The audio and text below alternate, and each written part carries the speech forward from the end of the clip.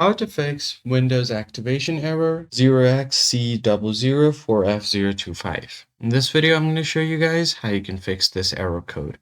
First thing first, you're going to have to open up your command prompt on your PC. So go to your search bar and type in CMD. Then you're going to have to right click on it and run it as administrator, like so. Click on yes, and then your command prompt will open up. Now you're going to have to type in this command right here. So go ahead and type in this command, slmgr.vbs space hyphen rearm.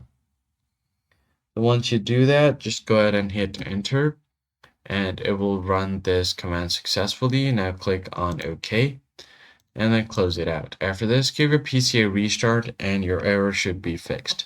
If this doesn't fix the error, go to your settings. And then on the left side, you'll have the system option. Scroll down until you find the activation option. So click on activation. And then from here, as you can see, I already have this activation state unlocked, but if you want to enter your product key to activate it, you can just click on this product ID option and product key option to enter the product key. That's how you basically solve the issue. I hope this tutorial was helpful. I'll see you guys on the next one.